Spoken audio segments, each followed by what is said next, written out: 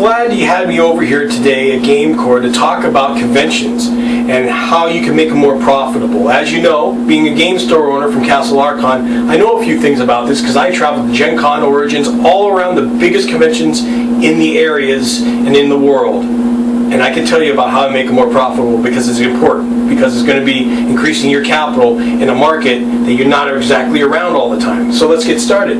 As you know, conventions are the mecca of gaming. It's an amusement park of gaming. People go from all around to go to these things. Just as much as they might go from Europe to go to Gen Con in America, they might, if it's in Ohio, a smaller one in Ohio, they might come from Tennessee or something like that. It all depends. I mean, no matter where it is, somebody's traveling from somewhere to go to it. Now, the thing is, they are hot right now. Unlike normally, I mean, there's always a up and down of gaming. Always has been, always will be. But right now, it's exceptionally hot. A lot of it has to do with the internet. A lot of it has to do with girls getting into games now. That's a big deal. But right now, it's hot, and there's more lucrative possibilities than ever. All right. Now the thing is, they're the same customers that you're used to. All right. Same guys. You can pick them out and say, "Oh, I know what that guy is like. I know what that guy is like." You know their idiosyncrasies and such. The difference is, it's different at a convention. They are a different animal. I mean, the gloves are off at a convention. You think they act wild in your place? It's going nuts, and they are ready to do one thing and one thing only that you should be concerned about, and that is spendola. Alright, they are ready to spend money at a convention. They didn't just book a room, they didn't just pay the fees to play the games, they got extra money that they've been saving up to buy something. It's something that they could have bought at your store. Your customers, when they go to conventions, they could have bought it at your store, but they're not going to do that. They're going to go to a convention. Why? Because maybe they expect something different, something special, but truthfully, a lot of the time, they're buying the exact same thing they could have bought from you. It's amazing, but it's just the mindset of when people are going there. It's just like buying popcorn at a movie theater for a favorite movie. Okay? You just do it just because of the excitement in the air. Now, the thing is, here's the first tip that I'm going to give you that you've got to pay attention to. Friday and Saturday, young gamers are impulsive. They are going to spend their money by the time Saturday night is done. Forget it, they're not going to have it for Sunday. It's going to be done. So you've got to get those deals in there right away. You see them, you make a deal, they go away, because if they go away, they're spending it somewhere else. They will spend their money. Yes, there'll be that chosen few that want to go around and check everybody out, and they'll be back and stuff like that, but it's far and few in between. There's a lot more kids with a lot more money than you think that are ready to spend it. All right? So let's go over your booth, okay, because this is important.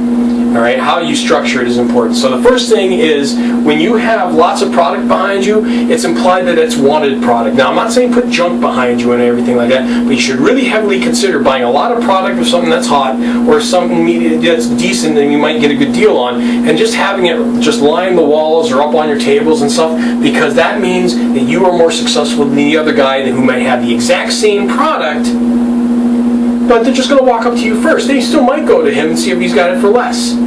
But he's going to go to you first. And when they go to you first, you know, he might not ever get, if they go to him, if they don't go to him, they'll never make the sale. They're going to go to you first. That's what you want. You want first dibs, first crack. They might be back, they might not be. But if you get them before he does, he never gets them. All right? Now, this I love about conventions. Absolutely love. It's the fact that it ain't junk if it sells. All right? You could have all that stuff that's dusted off. Dust all that junk off that you have that doesn't sell. Just dust it off. Put a better price sticker at the begging price that you've got on it. You got it for $3 or something because you just want to get rid of it. You put it back up to just a little bit under maybe full retail, or just put it at full retail, quite honestly. You'll be amazed, I'm not kidding, at how much you'll make just off of the junk. Okay, an item that you had for $3 that would go in for retail for $25, and let's say you have a whole bunch of things that are for $3 now because you just want to get rid of them.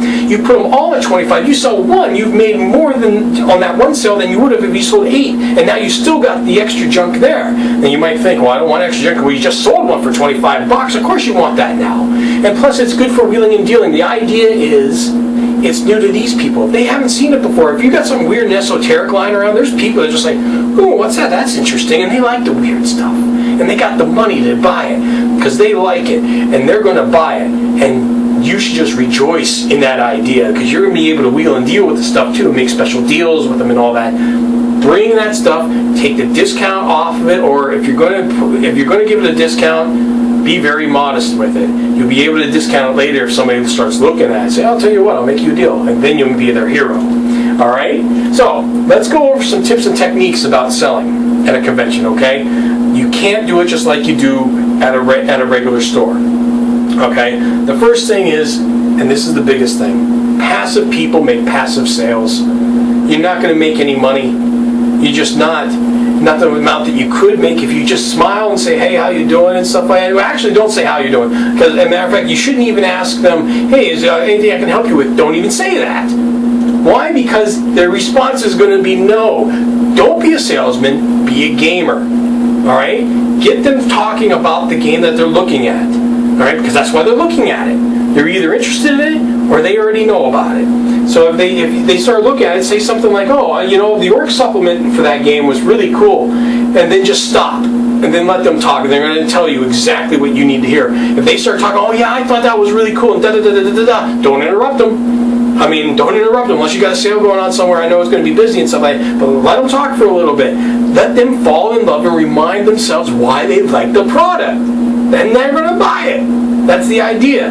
Don't say, you want to look at that and open your display case, and they're going to go, no. Get them talking about the game. Just, start listening to them. Let them fall in love. It's a big deal. And also remember, you are the expert. These guys are going to be asking you, what would you recommend? They might not even ask you what you would recommend.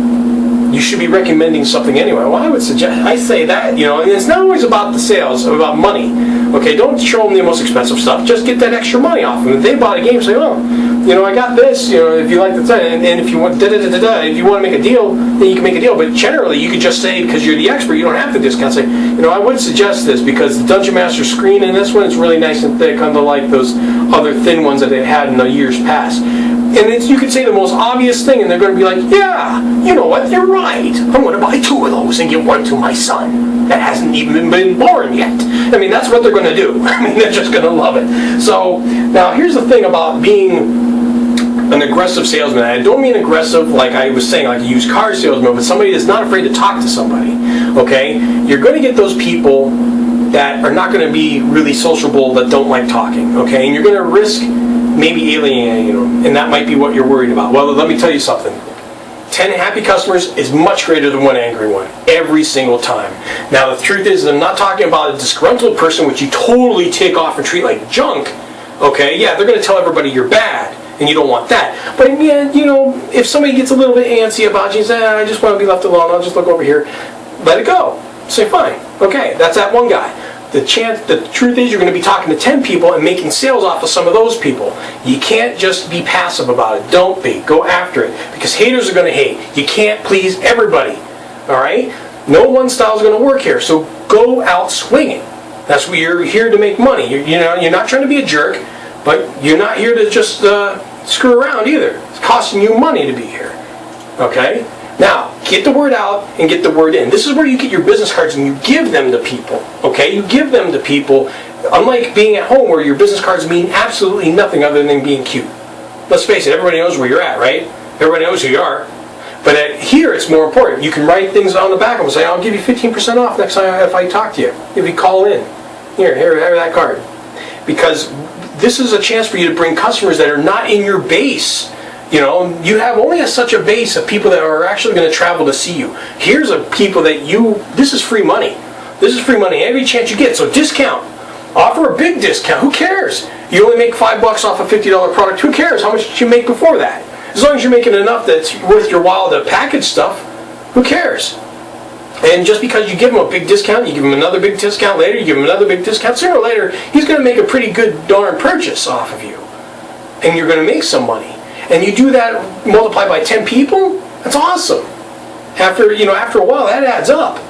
All right? Now, getting the word in. Do not ask them for computer information. Don't say, I want your email. Don't say, let's go on Facebook. No, not at all. No. Because people spam that. They think that's spam. They're going to just disaccount you. You ask for their phone number. You get a good conversation with them and say, well, I'll tell you what. Why don't you give me your phone number? I'll give you a call when that comes in. Or I'm buying some cards all the time. If you're looking for that, I'll give you a deal. If I can't sell it to anybody else, I'll give it to you for a deal. Or I will sell it to you for a deal, even if I could sell it to somebody else. Whatever you got to do. All right? but definitely get the word in and get numbers, not computer information. Now, there are a few things about after the show that I want to talk to you about. After the show, you want to pack your good stuff first. And why is that? Because they're scavengers. They're looking for a deal at the end of the show. There's just a few of them, but they've got money. They got wadded up money ready to buy, and they've been waiting. They've been waiting. But now they want the deal, and they want to see, hey, you don't want to take all that home, do you? Because that happens all the time. It's like a line. And they just say, oh, I'll give you that for that, and that for that, and that for that. They're going to buy something. They're going to buy it at a cheap deal. That's what they do. I did it, and I'm telling you right now, they're game store owners. A lot of them are. They're just looking to get something. Get rid of your bad stuff. Put your good stuff away. Don't make that available. You need that for people at home. Now, another thing is eating out is expensive. My goodness, your first time when you touch down and you get to the hotel room, you should be going to a grocery store. You should be buying healthy stuff, lunch meat, something you don't have to cook, obviously, and stuff. Just some juice and such, because then you can be healthy too while you're there. You don't want to eat out. And since you're game card guys, your day does not end at the vendor tables. Okay? My day ended at the vendor tables. I went to go play because I didn't go wheeling and dealing for magic cards all the time. You guys probably are. So you guys are going to have to be up on it. You guys don't want to be going out to big fancy restaurants. I know you might be going to Chicago or a nice big city, but you know what? Those big cities will be there. Nice restaurants will be there. We're from Erie, Pennsylvania. You got Cleveland, you got Buffalo, you got Pittsburgh. I mean, there's places to go. It's only 2 hours away. Save it for later. You got to make a profit on. Now, a little bit of extra advice. Speaking of being healthy, get some sleep. Book your hotel rooms early so you can get a nice bed so you're not sleeping in a Motel 6. And so you can get a hotel room nearer to the convention so you could be right there. You know, you don't want to have to get up and then walk 30 minutes to get to the place. You don't want to do that. And if you book it early, you're going to get astronomical deals. Astronomical. I mean, when I went from here to Utah, for Idaho, when I was going to school, I stayed at some nice hotels for like $50, $45, $50 that should have cost $100. But I did it online. You can't just walk up to them and say, hey, I want a hotel room for the night. You're going to pay full price because you don't want to look around. You're tired. You want to go to sleep. And you don't want to do it at the last minute because of the same reasons. Book them early. Mistakes are going to be made. Don't worry about it. And think of the best thing about it. If you make a mistake and you sold this card for $5 less than it should have gone for, oh well, what's going to happen? You know what's going to happen in a convention atmosphere? It may be one thing at home, but in a convention atmosphere, what they're going to do is say, I just got this card at $5 less than it should have from this guy over here. And all of their friends going like, oh yeah, that's like great. And they're all going to come to you, and then they're all going to buy stuff thinking they're going to get a great deal, or making a hope. And then you're going to make your money back, and you're going to even out or make more. And it's all going to work out. Keep calm, stay straight, make your money. Because conventions are all bonus money again. All bonus money, because it's going to be used as capital for money that you wouldn't have had. If you would have just stayed at home, you wouldn't have made this money. Your store's probably going to be open because you got enough people to open that while you go off doing this. And all that money is going to be able to go into your business. I can tell you nobody else is doing that around here. Nobody else did it when I was around. That's why I made money. That's why I built my business, because I had more stock. And again, I told you about stock earlier. When you have lots of stock, people assume you're successful and they're going to go to you. They're going to travel for you. They'll go to you rather than they go to somebody else because they just assume you got something better. It's a big opportunity for you, and I'm looking forward to seeing how well you do. I think you guys have a great business here, and I'm looking forward for you to have a place for these kids to play for years to come. Thank you.